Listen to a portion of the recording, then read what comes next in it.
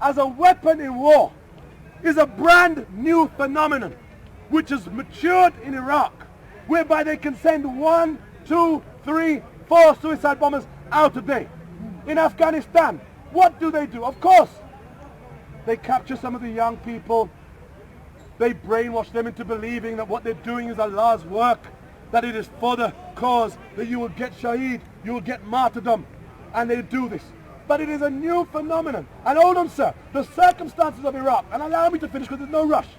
Why Iraq collapsed in the first place was because America cancelled out the civil service. They wiped out the military. They wiped out the security services.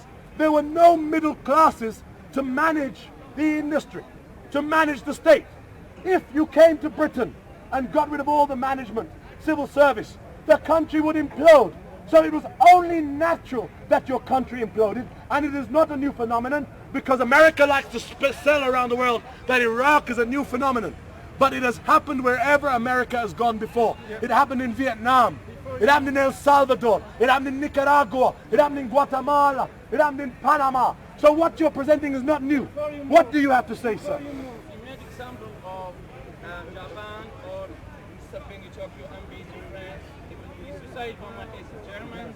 So fighting the soldiers, that is fine. But to do suicide bomber in public, killing innocent Europeans. I agree with you. Listen, 2 days ago, there's a suicide bomber in Pakistan.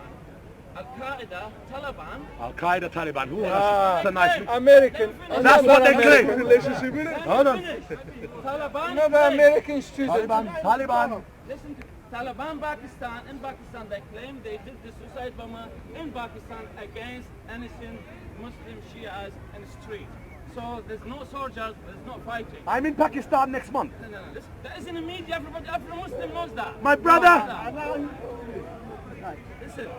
Listen to the judge. Those people to fight the soldiers, that is fine. But to kill the Iraqi innocent children, of course. women, that's why you said billions of people innocent by killed by bombs. Sir, because they created the conditions for it to happen. They create the conditions for it to happen. So they have to accept responsibility. Sir, are you aware? Are you aware, sir? If this man, sir, if I create conditions of hatred between you two, and I give this man a gun, and he kills you, am I not partly responsible? Don't I share part of that responsibility? Yes. Sir, what's your point? And because white people have a right to speak too. Next year, when 50,000 Americans are out of Iraq, I say that there'll be another Saddam Hussein type within 2 years. He says next year, when the 50,000 American troops withdraw, within 2 years, there will be another Saddam Hussein. Why do you say this? Hold on. Listen to Listen the American it might be true. wisdom. You can't guarantee. Only if America wanted it to be. If it was a bet.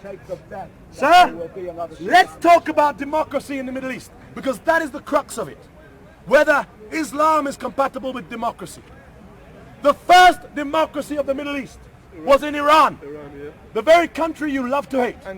Under Mohammed Mossadegh, 1951, democratically elected. In 1953, Mohammed Mossadegh was overthrown by the CIA in Operation Ajax because the British were controlling Iran at that time. And Mohammed Mossadegh said, whereby 98% of Iran's oil was going to the West and 2% was staying in Iran. Mohammed Mossadegh said no. He said 98% of Iran's oil will stay to benefit Iranians. 2% will go abroad. Mohammed Mossadegh was the first democratically elected leader of the Middle East. The British didn't like what he was doing.